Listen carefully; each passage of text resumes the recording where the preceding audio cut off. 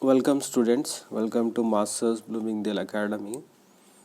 Today we are going to start a new topic of structure of atom.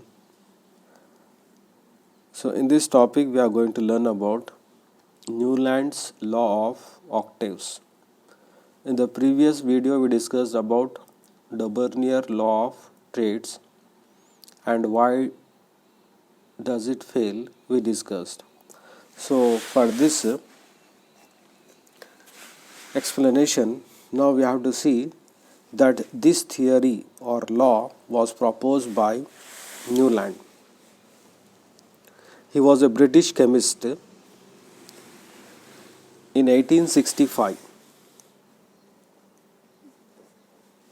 He proposed this law.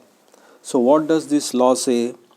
It states that when elements are arranged in ascending order, so if the elements are arranged in ascending order of their atomic weights, so we are arranging the elements according to the atomic weights. So what does it happen? So these elements will form into a pattern.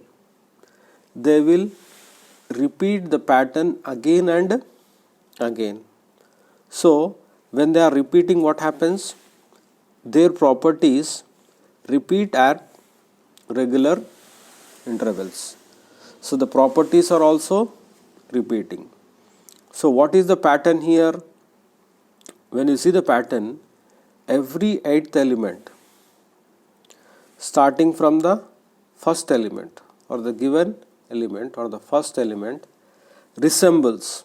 That means first element and the eighth element, they both resemble each other in terms of properties. So this is the pattern which was observed by Newland. So when you see the pattern here, if the elements which are arranged in horizontal row, so they will have chemical properties which are similar. So this is the law of Newland. So when you see the example here, you can see that here you can see, when you see here hydrogen, lithium, all these are the elements. You can see here, this is the first element and this is the seventh element. So here hydrogen and fluorine, they both are having the same properties. Similarly, fluorine, chlorine. Understood? So this was the pattern observed by Newland. Is it clear? So here we have to remember that there was one more contribution of Newland. What was the contribution here? So he was the first person to give atomic numbers to the elements. So previous to Newland, all the chemists, they were giving atomic weights. So Newland was the first person to give atomic numbers to the elements. Now let us see the limitations of this law of octaves. You have to remember here, octa. Octa means eighth element. So this eighth element, he got this idea from the Indian music. Sa, re, ga, ma, pa, da, ni, sa. So in Indian music, we are having different patterns. So if you count this 1, 2, 3, 4, 5, 6, 7, 8. So every eighth element is repeating. So that's why he has taken this from the Indian music. So here this Newland law is also having some limitations. Now let us see what are the limitations. For example, if there are two elements,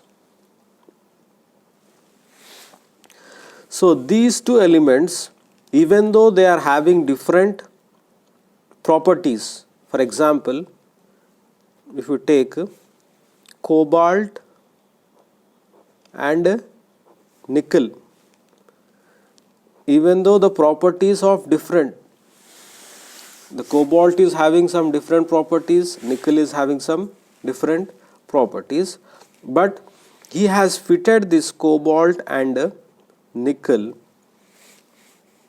in the same row. You can see here, you can see cobalt and nickel. So this is one of the limitation. Got it? Now coming on to the second limitation. The second limitation was that the elements which are having dissimilar properties were fitted into the same group.